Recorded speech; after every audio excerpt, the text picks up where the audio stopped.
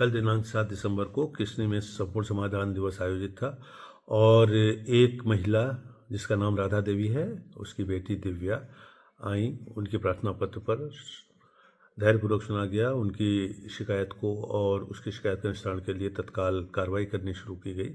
इसी बीच मुझे लगता है कि किसी के बहकावे में आकर वो उसकी बेटी दिव्या, महिला की बेटी दिव्या, जिसकी उम्र 22 साल या 23 साल रही होगी, उसने आत्महत्या करने की धमकी देनी शुरू की और उसको बार बार शांत करने का प्रयास किया गया, उसको समझाने का प्रयास किया गया, लेकिन वो आत्महत्या की जिद पर अड़ी रही और कई बार उसने आत्महत्या की धमकी दी। तो इस आशंका को ध्यान में रखते हुए कि कहीं वो आत्मघाती कदम उठा न ले, पुलिस को बुलाकर उसको पुलिस की निगरानी में 2-3 घंटे के लिए रखा गया। जब उसका भाव शांत हो गया तो वो क्षमा मांगने लगी और उसको मुचलके पे रिहा कर दिया गया। अब इतनी सामान्य सी बात, लॉ एंड ऑर्डर मेंटेन करने के लिए, उसके प्राणों की रक्षा के लिए जो उपयुक्त कदम उठाया गया, उसको इतना झूठ कह के प्रचारित किया जा रहा है और ये कहा जा रहा है कि उसको जेल भेज दिया गया। किसका स्वार्थ है इसके पीछे, कौन कर रहा है, ये मेरा विषय नहीं है, लेकिन मैं ये बताना चाहता हूँ कि उस महिला और उस बेटी की शिकायत पर त्वरित कार्रवाई की जा रही है। आज भी राजस्व टीम मौके पे है, वो महिला भी अपने घर पे है, कल से ही अपने घर पर है। मात्र 2-3 घंटे के लिए उस पर निगरानी रखी गई थी ताकि वो कोई ऐसे आत्मघाती कदम ना उठा ले। अब इसको ये झूठ प्रचारित कराया जा रहा है कि महिला को जेल भेज दिया गया, ये बिल्कुल गलत है।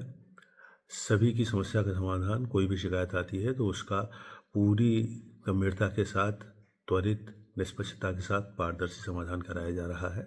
सभी अधिकारी 10 से 12 अपने ऑफिस में बैठ रहे हैं।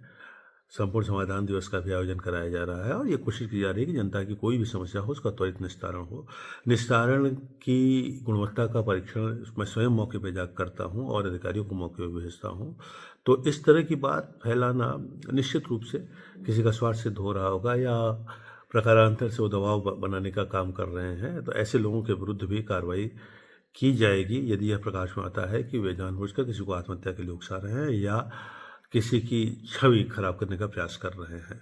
सभी जनता से मेरी ये प्रार्थना होगी कि उनकी यदि कोई भी समस्या है तो वो किसी भी माध्यम से, चाहे भौतिक रूप से उपस्थित होकर मेरे सामने आए या अन्य किसी माध्यम से, IGRS में तमाम आपके पास प्लेटफॉर्म है, आप अपनी शिकायत कर सकते हैं। आपकी शिकायत का समयबद्ध निस्तारण गुणवत्तापूर्ण किया जाएगा। कृपया ऐसे लोगों के बहकावे में बिल्कुल ना आए जो अपनी स्वार्थ सिद्धि के लिए आपको मोहरा बनाने की फिराक में हैं और ये कहते हैं कि आत्महत्या की धमकी दो, आत्महत्या की कोशिश करो।